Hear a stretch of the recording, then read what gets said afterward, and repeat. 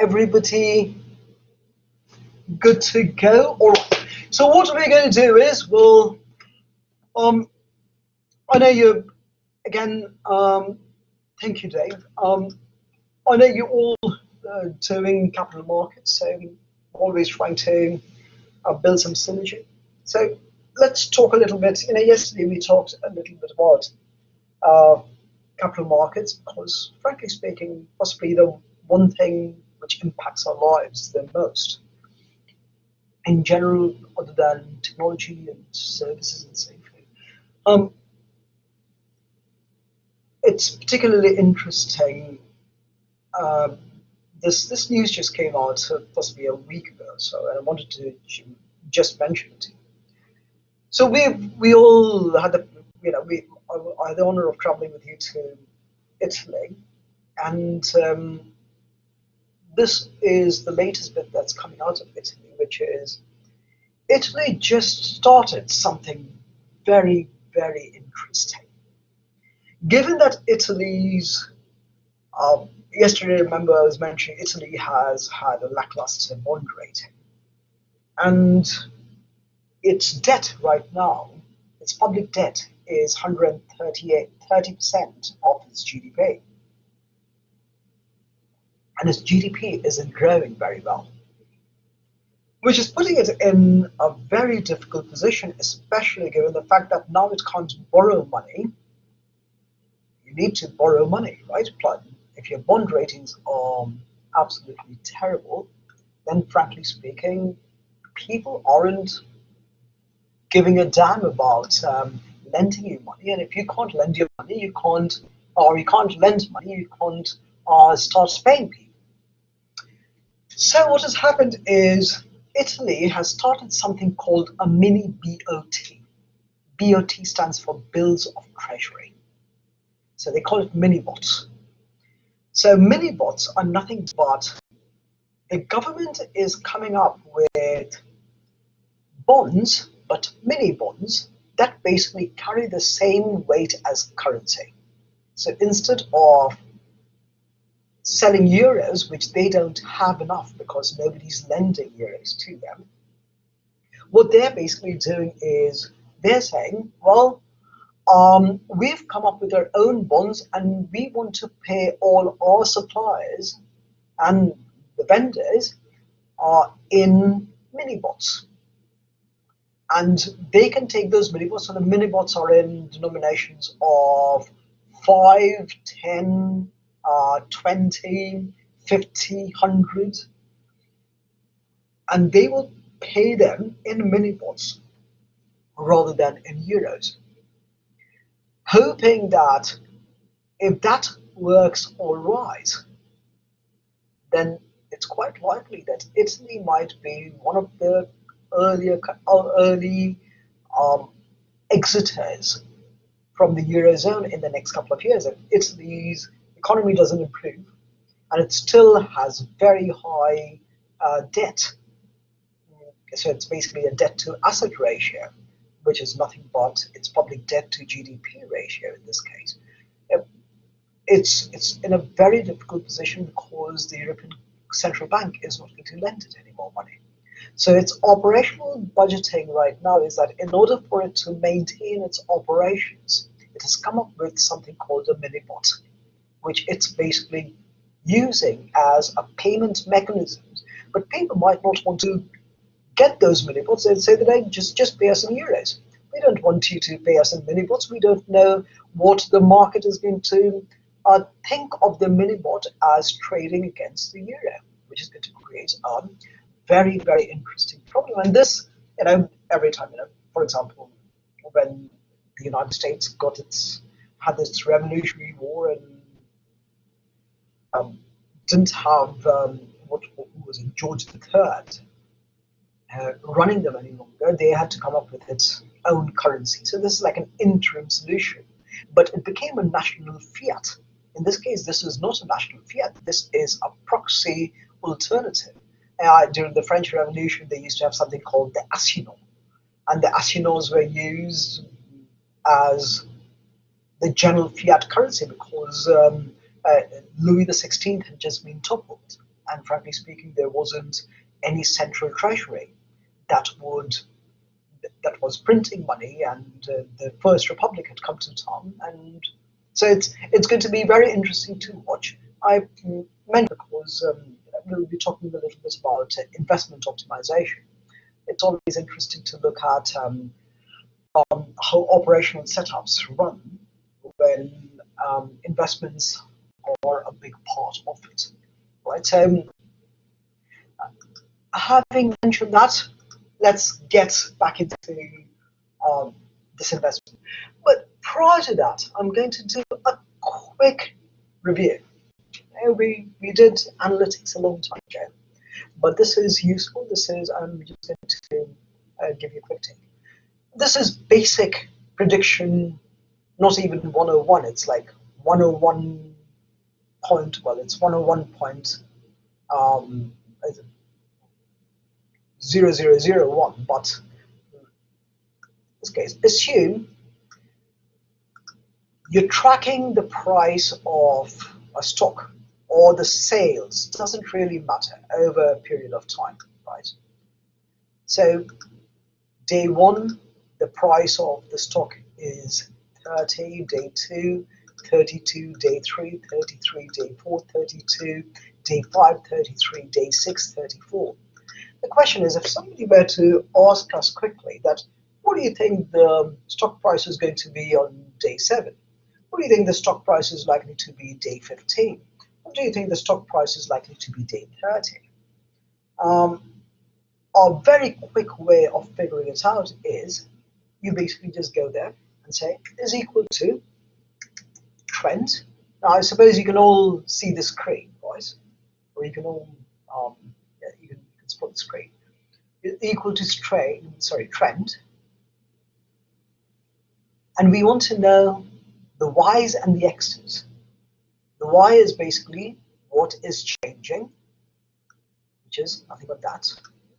And what was it changing based on? And we say the price of the stock changes by the day. And we choose the date.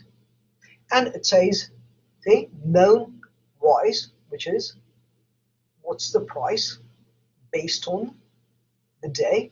And then it's asking, what do you want to predict it for? We're saying we want to predict it for day 7. Right? And enter, and voila, it tells you based on how the stock's been moving. The trend would be, it's quite likely that you would predict the stock would be $34.53 on day 7.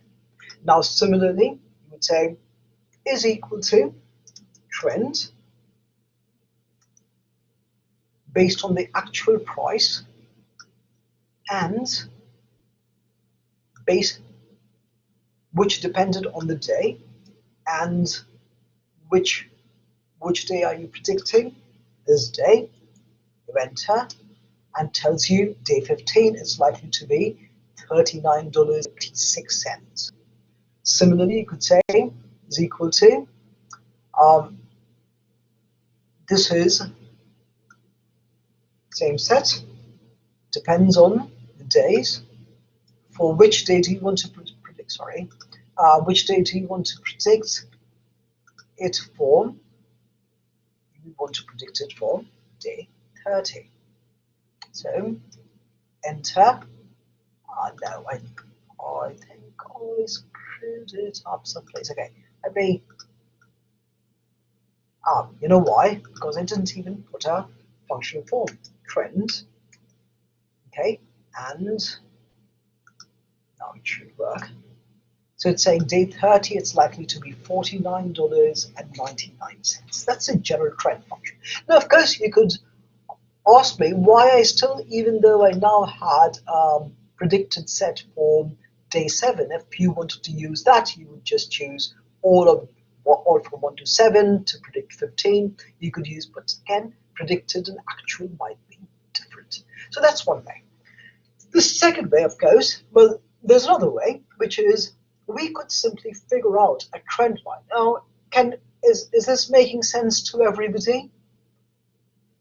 Just a quick yes or thumbs up would say. All right, good. Thank you. So another way of doing it is, thank you very much, is choose day and actual price, because we want to predict it based on that. And we want to figure out what exactly is going to be the prediction equation. So this doesn't tell you the prediction equation. I'll show you without doing serious bits of regression analysis and everything. We'll do a shortcut that I think might come in handy. So go to data. No, you don't have to go to data. All you do is we select that group. So once again, we've selected day and actual price of the stock. Then we go to insert. Under insert, we go to scatter.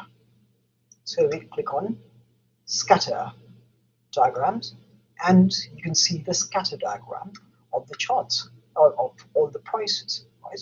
So the actual price based on the days, right? So day 1, day 2, day 3, day 4, day 5, and day 6. That's pretty simple. What is interesting is, so follow this a bit carefully. You might know this already. So we go to any of these points which says actual price, and I right click on it. And once I right click on it, you see a series of actions or procedures open up. One of them says add trend line. And we click on add trend line. And you see it adds a trend line for us, right? And it adds a linear trend line, assuming it moves in a linear manner. So you could say, I want it to be an exponential trend line. I want it to be a linear trend line. I want it to be a logarithmic trend line, right? I want it to be a certain polynomial, and a polynomial would be something like a quadratic, right? I want it to be a power trend line. I want it to be a moving average trend line, where the window keeps shifting, right? So let's keep it simple for you. Now, all you have to do is say display equation on chart. And the minute you say display equation, it shows you something very interesting. So it's basically saying that, all right, this is interesting. It says that every day the stock seems to go up by about 0.628 or 0.63 cents every single day. That makes sense. You can do a quick trend line. Now, of course, if you change this, you'll see that the trend lines change, right? If you assume it's logarithmic, so it's a non-linear change. This is a linear change, exponential change, right? But let's keep it as linear. Everybody makes basic sense, very basic stuff, very straightforward stuff, but hopefully very useful. Thank you. Now, let's talk about assume this stock moved in line with the S&P, right? So let's look at how a beta is calculated. So S&P 500 was moving in a certain way. So let's assume the S&P 500 was 1500, then was 1520, then possibly 1530, 1530. I'm just making up some numbers, right? 1545, 1550, or 1559, or sorry, 1559. And if we wanted to now say, all right, how would could we, so the S&P 500 has been shifting, and the price of the stock has been shifting too, right? The price of the stock has been shifting too. So we could now say that, all right, if the S&P were to hit 1600, what do you think the price of the stock is likely to be? And we can use the same trend line automatically. What happens if the S&P 500 fell to 1300? Then you'd know the price of the stock would fall to 1761. If the S&P 500 went up to 1650, the price of the stock is likely to be $39.95. So that gives you a quick sense. Now, we'll use this same bit, or let's put the labels too. Go back to insert, and we'll say add a scatter, and we've got the scatter plot ready. Go back there and we say add trend line, and we say display the equation on the chart. You see the equation says 0.0638. Simply put, 0.0638 is the beta for the stock.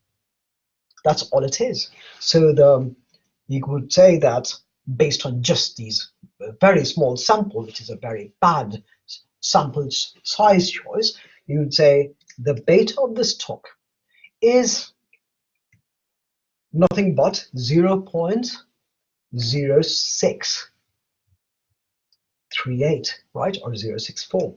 So that's the beta of the stock, which basically means if the S&P moves by 1, the stock is likely to move by 0.064, right? If the stock is likely to move by 0.64. The other way of calculating that is a much more prudent calculation, which is looking at the differences. So you're saying that anytime this jumps, so this minus that, when the S&P changes by 20, how much does the stock change? This minus that. So the stock changes by 2 when the S&P changes by 20. So if we were to just pull this through, we'd say, all right, and then we can do the same thing out here, right? That if S&P changes by 20, the stock changes by 2, changes by 10, changes by 1, changes by 0, goes down to, then stays the same, goes down by -1, changes by 15, and you can do a very similar trend line and figure it out. The different ways of figuring it out. But here's a very crude but effective example of how to calculate or how to approximate a beta. Did that make sense, given the fact that you've been talking about betas and all that stuff?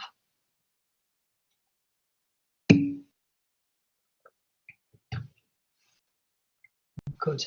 Thank you, Dave. Thank you, Stella. Thank you, Sarah. Thank you, Brian.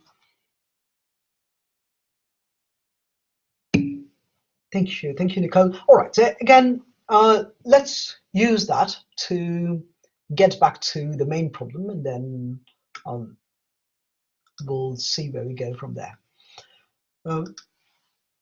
So we're going to run an optimization run, and here we're trying to optimize our investment portfolio.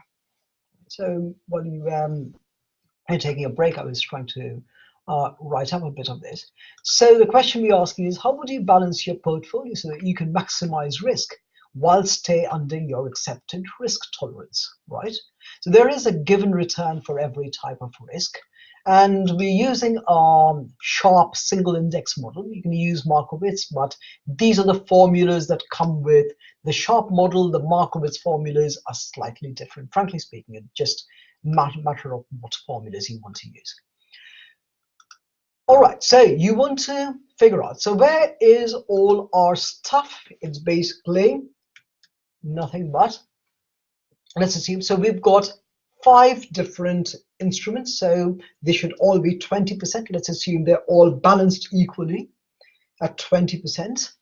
And we want to figure out, well, how should we balance our portfolio so that we can get the best return and yet manage our risks based on how much we think we can tolerate. So of course, your basic setups are as follows. The first setup is that you want to know what is the risk-free rate, right? So the risk-free rate is oftentimes the rate that is given to you by a 30-year treasury, right? A 30-year treasury is oftentimes the benchmark risk-free rate. And if you are to look at, let's say, a 30-year treasury yield, so it tells you uh, the yield is about 2.28%, right? So in that case, the risk-free rate would be 2.28%. Now, the reason I kept the risk-free rate here at 6% is because when you're dealing with in a company might even say that, you know what, we have a setup where we want the risk-free rate to be our own hurdle rate, right? Because think of it, for a company, their hurdle rate is their risk-free rate. If you are offering a solution that is higher than the risk-free rate, then you know that it's a go. On the other hand, similarly, so market variance, let's tie it to a company, would be similar to the risk that you are willing to take. Like you don't want it to move in either direction too much. Market rate is what you expect the market to be returning if you were investing it in basically your opportunity, your other opportunity cost of where you might be uh, impacting it. And your maximum weight, of course, has to be 100%. So everybody clear to this point? So risk-free rate is your hurdle rate. This is the risk. This is the market rate, and that's your maximum weight. So everybody okay?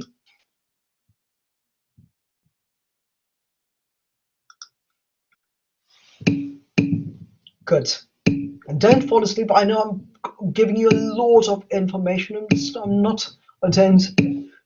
Thank you. Buongiorno, Ken. Prego. And then, so based on that, what we'll do is we'll just work this thing through. So assume our portfolio has 4 stocks, right, and 1 treasury. We've got stock A, stock B, could be anything, right? You can name the stocks based on whatever the stocks are. You could put in their own betas and everything. So stock A has a beta of 0.8. Stock B has a beta of 1, which means it moves exactly in line with the market. Stock C has a beta of 1.8, which means if the market moves by 1, the stock moves by 1.8. If stock D has a very high beta of 2.2. If the market moves by 1%, this is going to move by 2.2%, right? And then, of course, a treasury bill has a 0 beta. Can anybody tell me why a treasury bill has a 0 beta?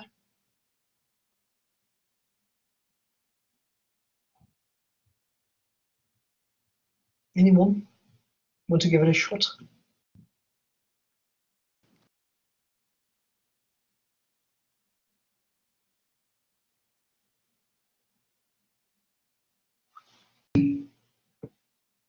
Very good, because it has a 0 correlation with the stock market. And frankly speaking, the reason it has a 0, not based on the market, but it really doesn't make the market price. It sort of influences it tenuously. It's precariously tenuous, but the whole idea is any instrument.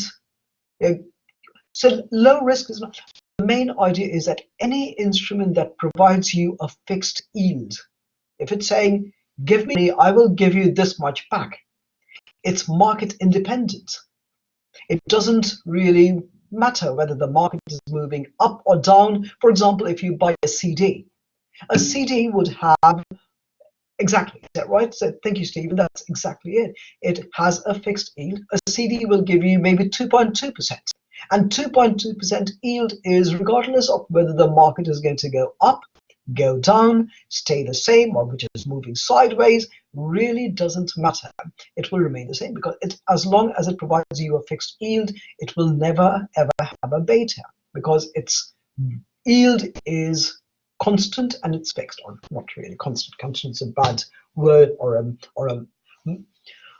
misnomer for it. So once again, stock A has 0.8, beta stock B 1, stock C 1.8, stock D 2.2, and a T-bill of 0. Residual variance is basically nothing but the variance of the residuals, right? So the residual calculation is typically done by calculating the, well, first calculating the variance between what you predict and what the actual piece is. Whatever is after that left over, they try to look at whether what the residual variance is. Now, the residual variance is a much more complicated matter, and these typically come out of data that companies run all the time to figure out what's the residual variance. And the question is how well their prediction is, or has been previously, or have been previously, will also define how the residual variance changes. If their predictions are fantastic, the residual variance will become slimmer and slimmer and slimmer. And that's why, because T-bills don't need prediction, and T-bills basically, all it basically simply means is that T-bills will always offer you the same yield, so it won't vary. You know exactly what you're going to be getting, so which has a residual variance of 0. On the other hand, stock A has a beta of 0.8, residual variance of 0.04.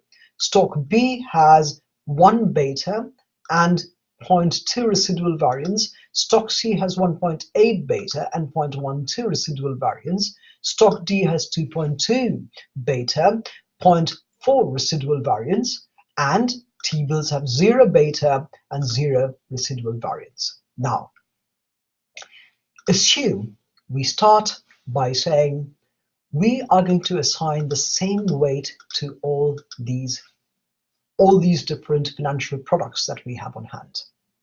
From that, we can now calculate something called a weighted beta and a weighted variance, right? Which is shown as an asterisk beta and asterisk variance.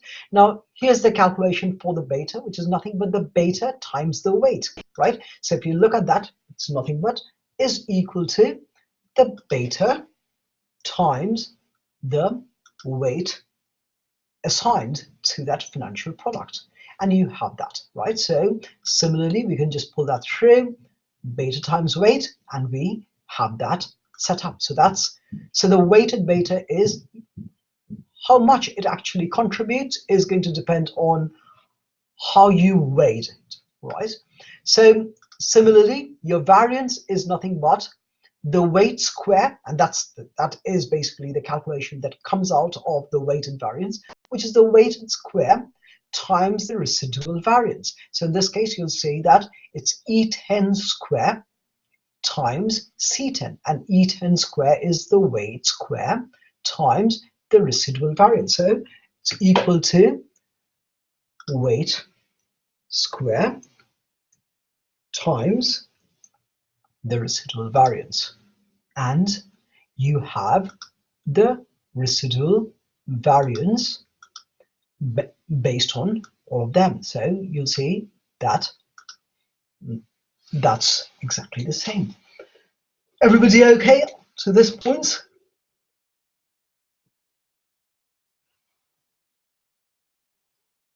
Okay, we'll carry on then.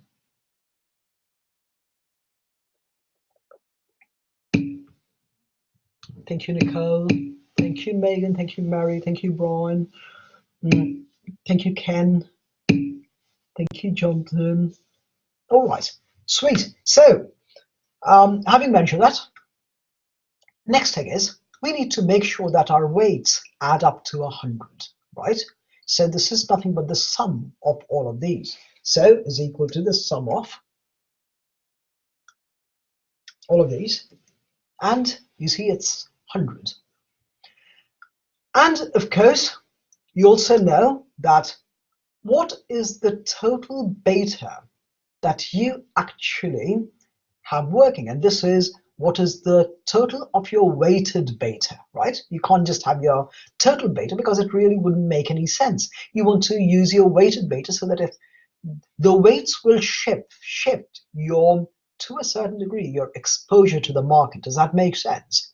So anytime, if you now say that I want very little exposure to the market, you would load up on T-bills, which have a zero beta. On the other hand, you would say, I want very high exposure to the market because I'm going to be focusing on momentum trades. So the market's likely to go up massively, and I'm going to suddenly load much more on stock D, which has a very high beta, which means if the market moves a little bit, it's going to jump more than double.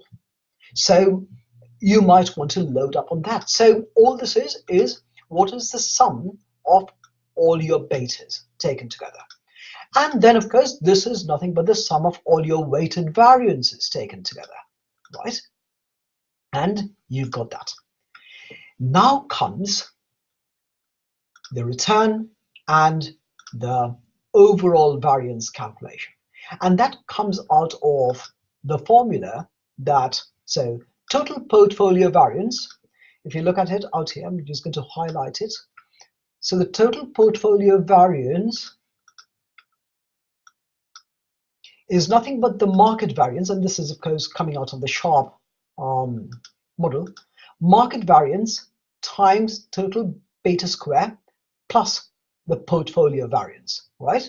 So all you're saying is this is market variance times, so market variance is here, times your total beta square, right? And your portfolio variance. So if you look at it, it says G6 market variance times F16, which is your total beta square, plus G16, which is your market variance. It's basically just a formula. All we are doing is we are plugging in the numbers for it. So once again, it's market variance times your total beta square, that's one. And so you see the three cells highlighted. These are the three pieces that you need to solve it. And you enter, and it's 7.1%. So that's your total portfolio variance right now, based on a 20% weight that's assigned, right, to each financial product.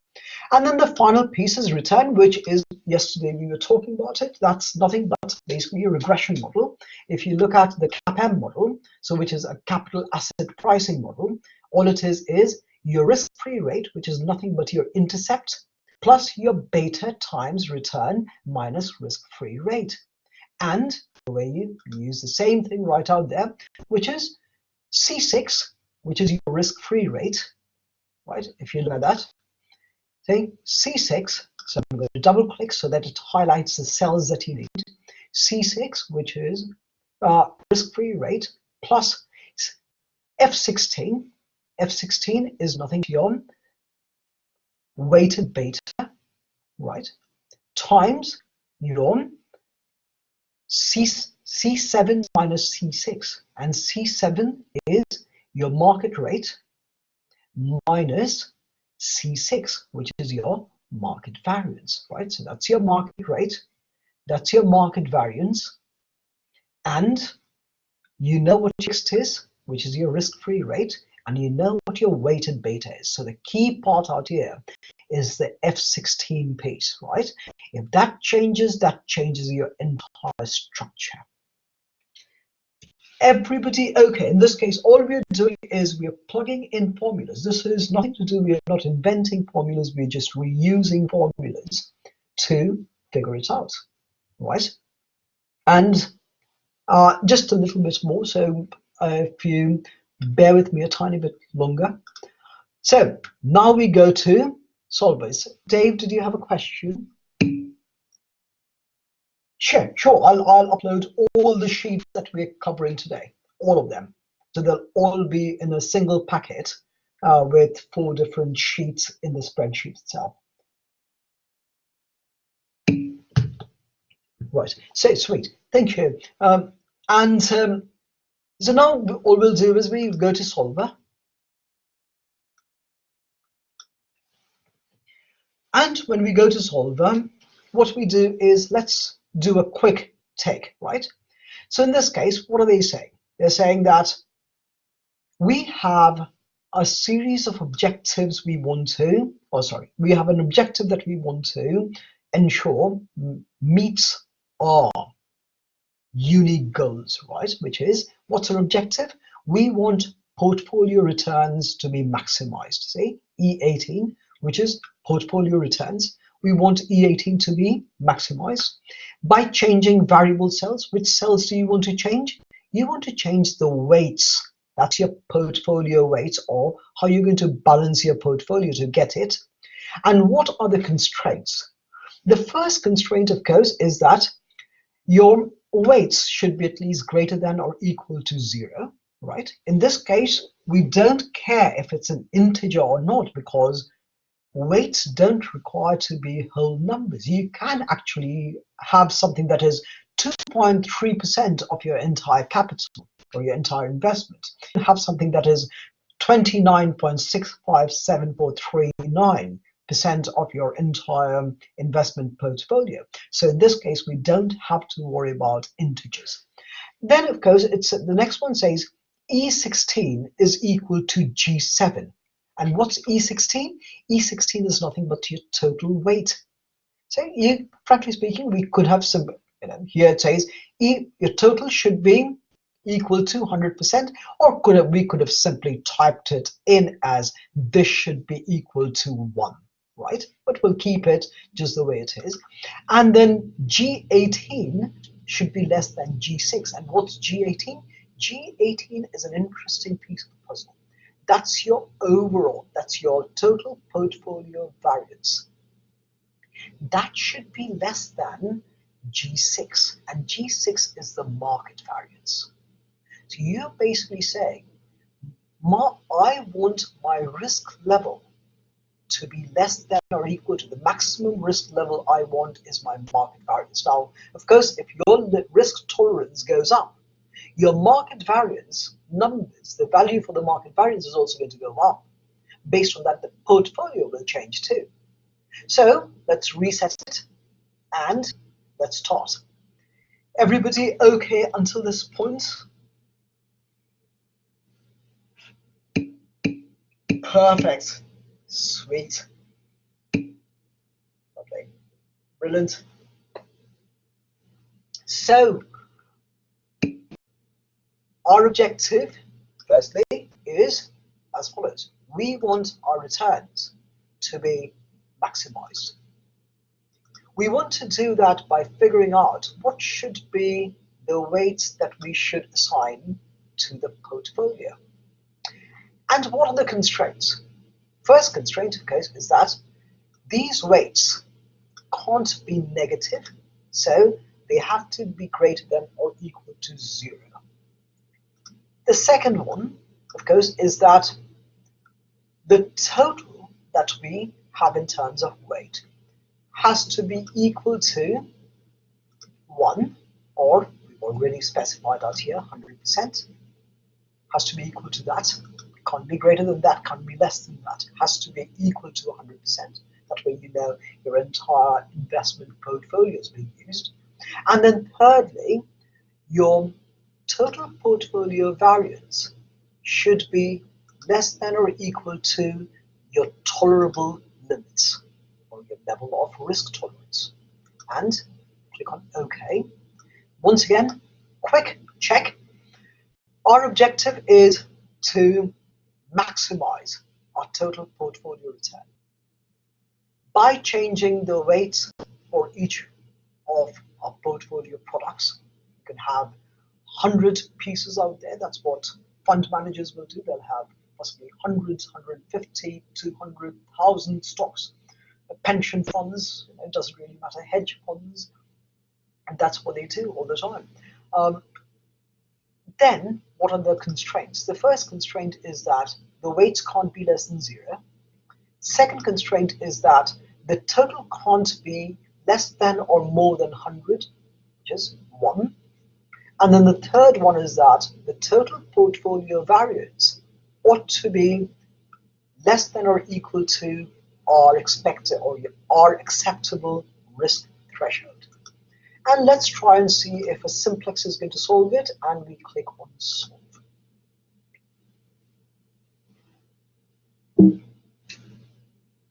So they're saying that linearity is not, why? Because, so in this case, the linear solution didn't work. So we go back and go to that and we say GRG. Now, if you can think of, so Stella asked a very interesting question last time, which is, why not use simplex LP for everything? So if you look at this, you'll find something interesting. The formulas are all nonlinear. You have squares, right? You have combinatorials of them. So let's see if this works. For some reason, it seems like, okay.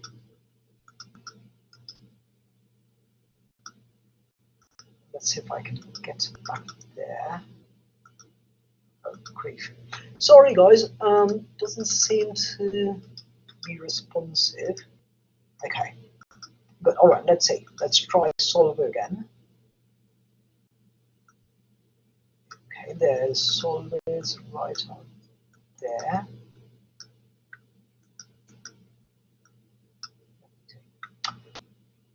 Okay.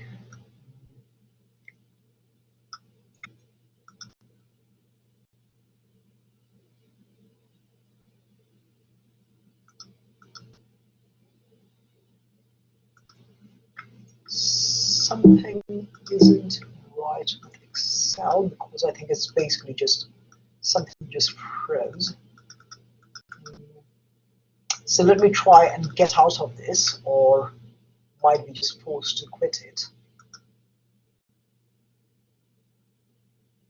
Let's see what happens.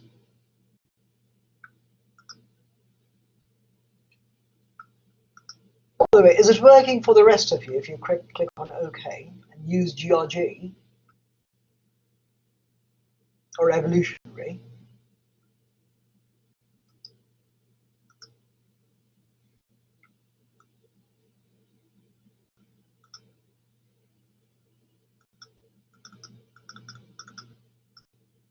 Yes, for some reason, we force quit it.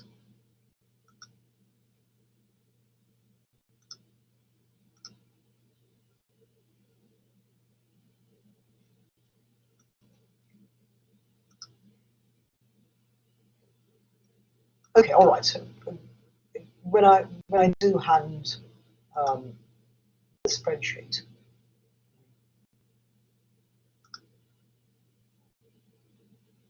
so let's say if this works.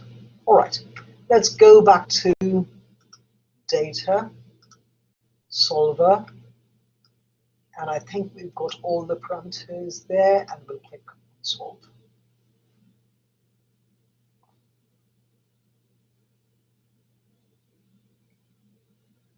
Because this is much more of a complex problem and a non-linear problem. It took a while to solve. And then we'll click on OK. If you look at this, can everybody still see it or view it? Good. Thank you, Dave. Thank you, Joe.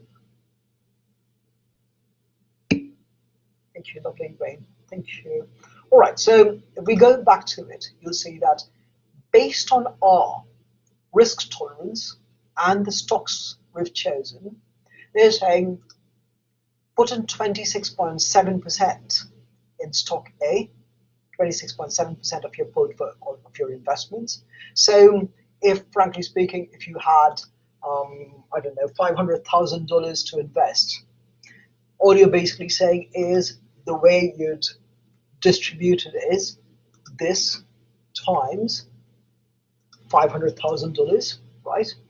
And we will just, okay, that's our marker for it, and 1, 2, 3, 4, 5. That's going to be our investments, right? So I'm just going to copy it. Sorry.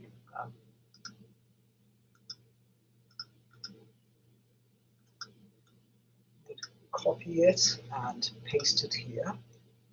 So all it's saying is put in 133,000. I'm going to just um, change the format cells, assign currency value, 2 decimal points, saying put in $133,576.56 in stock A, put in 33,320.47 in stock B, $100,097 in stock C, and so forth.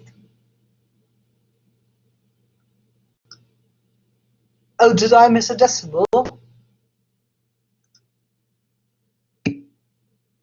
All right, okay. that's all right. So, and then we can easily see exactly how the whole setup is working. 36,660. Now, because if we wanted to change our own threshold and we said our market variance is not 3%, so we are willing to go for 6%, and we can rerun it hopefully and see what comes of it.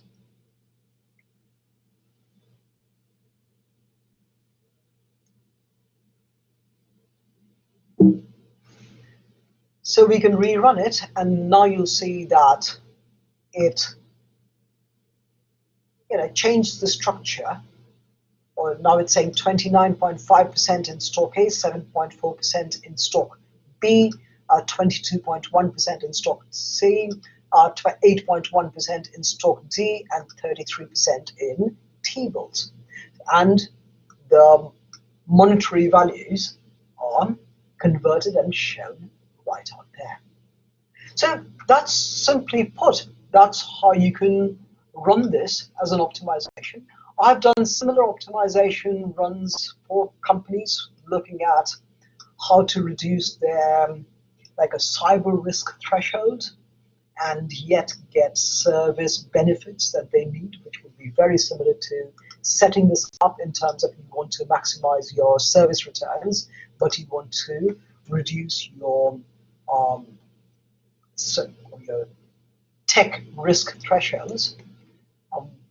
The market variance in this case was nothing but the,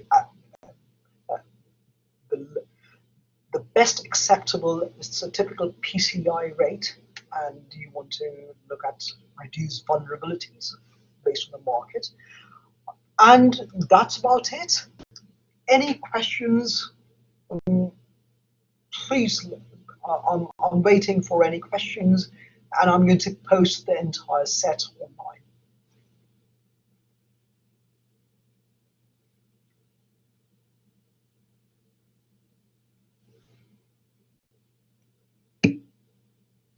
Thank you, Dave.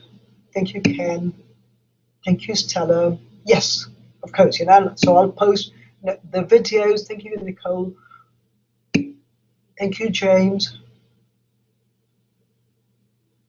So even in engineering or production runs, thank you, Ray. Thank you, Mary. Thank you, Alicia. Thank you, Brian. Thank you, Sarah. Thank you, Joe. Thank you, Renee. Yes, I know, because I've just been throwing so much info at all of you. I feel bad about it, but hopefully it's been recorded, and of course I'll post the solved sets in on the course website, so that you'll get some time to sort of take a bit of a breather and look at it and understand it slightly better. And of course, any questions, let me know. And on that bombshell, I think we're drawn to a close. And I must say, once again, I'm always honored. I've loved all of you, and I'm going to really miss you. So do keep in touch, and have a very Merry Christmas with you and your family. And my best regards. Yes, I shall. I think I'll still check my email like thank you, Jonathan, every 15 minutes or so, except when they will force me to not check my email.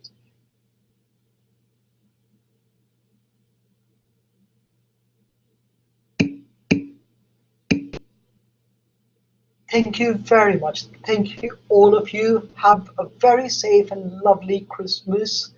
Stella, thank you very much.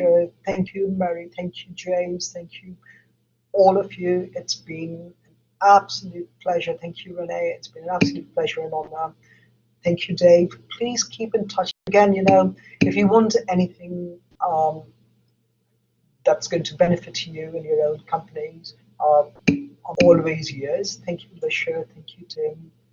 Um, enjoy yourselves. Thank you, Ben. Thank you. Yes. Well, I won't. This time we're not going to Crete, but we'll be before this starts. We're going is Santorini. But we've been to Crete previously, and Crete is beautiful.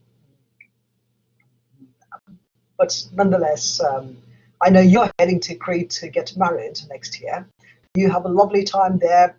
Until keep in touch, all of you, please. Thank you, Jim. Thank you, all of you. All right, guys. On that note, see you soon, and have a lovely turn of the year. And you'll all be graduating, and use the information to your advantage. And if you find that I didn't explain things well, please reach out. Again, Merry Christmas, and thank you very much.